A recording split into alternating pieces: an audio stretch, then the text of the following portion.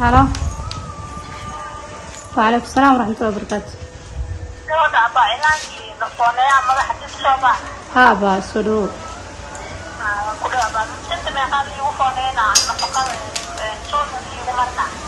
waa Maryan Saacad oo taleefanka kala hadlaysa kliyantigeeda oo doonaya in shaqo loo qabto. waxay durba soo abaartay halkii laga soo wacay iyadoo oo sida taboorso ay ugu jiraan agabkii ay ku shaqayn lahayd iyo codbaahiye ay ugu naadinayso hablaha inta doonaysa cilaansaarka iyo tamahagaajinta. tilmaam kadib waxay ishaleeleen ruuxii soo wacay waxayna gudaha u gashay diyaarinta cilaankii ay u saari lahayd. shaqada aan qabtana waa xirfad oo cilaansaarka تلفونينتا سوق قديمها لما ننايو شقة هبلوين كبتا ولا هذا شقة عن مرة لامبرتي حرفة عين بدنا سايلون وصور شقة كاس كبعدين وحنقو أنصدي إن برامج كان عليه كان صدق صنع وشغله ما العقد مصهر مرة يقف وليش هي أنت شقة سكوق قبنا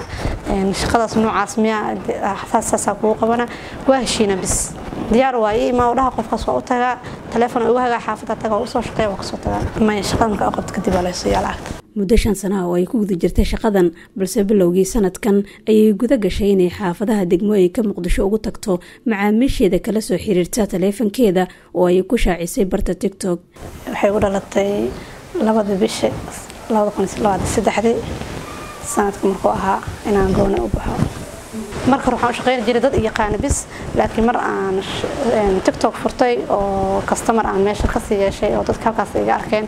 oo la barkay profile-ka aan saaray halkaas dadka inta badan iga soo xiriiraan laakiin marka hore oo microphone aan xaafadaha la galgali jiray wallaahi waxa igu dhaliyay macnaha fikirkaas horta iska soo dhacay anigoo shaqada ku jiro marka shaqada ka baxay ka bacd 3 bilood xaafad iska joogay سأو فكرة وصل على مشروع عاس مستدح بلوض عن سلها بلاوها بلابن كدبنا وقول دقائق ما شاء الله هو يهير قال سيدا ربي ولا أنا أسكت يرجلي أنا فكرة كان صدق يرجلين تدنا أنا لها ما دام حرفة دينا أقانو شقالة نمنا وحنقدر بداية أنا إسكا وشقاستو فكرة أنا كان صدق haweenka ku mashquulsan howlaha guriga ayaa inta badan ku xiran sida Aamina Sabriye ma aragtay markaan wacday way iimaad ma sha Allah anoo TikTok baaraya waxaan ka arkay cilaan qurux badan inay malso cilaanka lixda kuma eko make upka subaga waxta waa hayay tiri marka barfilka oo saarna lambarka waa wacday way iimaatay ma sha Allah cilaan qurux badan oo waa ka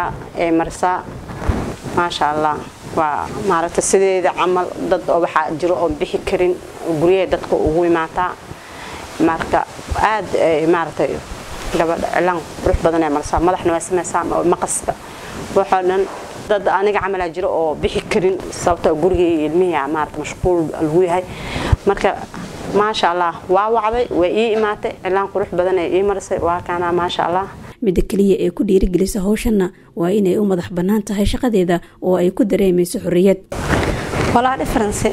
because marka xorta iyo marka xor reeheen farq weyn oo dhaxeeyo hadda marka shaqo tagaa kale xilligan rabaan xilligan rabana waa imaada markaas laakiin waa shaqaala tahay teema leedahay teema geela teema ka soo bixi shaqada marka fursadana ay fiican maadaama xor ahay waxa kaliya ee Maryan niyadeeda ku taagan waa badqabkeeda maadaama ay la macaamisho haween ku kala nool xaafadaha degmooyinka Muqdisho waxayse marka shakisay inay howl u qabato haweeney taleefanka kala soo xiriirtay walaal horta xaafada aqoon adiga laga wacayo misaadada aqoon ay ku soo wacayaan inta badan waa xanuun badan tahay waa shul iyo shalaadi tawakkal Allah iska dheh ilaa iska tar saaro adkaarta iska akhris ka baxa ku dhaqaaqay ma sha Allah inta aan kastamar u shaqeynay horta waxaan dhihi karaa 100% waa dad wanaagsan ilaa ma hal qof oo ku soo wacdo iska ka wareeriso oo maanta dhan xaafadaha ku wareeriso hal gabar oo Dar es Salaam iga soo wacday maalinkaas aad horta ugu rafaaday faanta laakiin kulay marka gabadhi arkana uma shaqeyn oo ka soo laabtay because qof inta soo dhan ay wareerinayo iska keeda waraam inta ka soo leex inta kale xidhay marka hadana arko waa ka shaqeey marka waa tagay waxaan dhaabaa ma ku shaqeyn karo marka la kulmaa waxaan irin ku shaqeey karo iska laabana garab istaagii dhiirigelin ayay ka heshaa gabdhihii ay hore shaqo wadaaga u ahaayeen waxayna fariin u diraysaa hablaha si ay ugu dhiiradaan inay shaqo abuurtaan. horta saylaanada badan aan la soo shaqeey maasha Allah gabdhihii asla shaqeynayna horta waa ay hambalyeeyeen oo igu dhiirigeliyaan. gabdhaha waxaan jeclaa macnaha inay nafsadooda horumariyaan ayaga ay shaqeystaan waa jeclahay gabdho badan xirfado leh way jiraan waxaan ku dhiirigelinaa inay sida aniga camal u shaqeystaan oo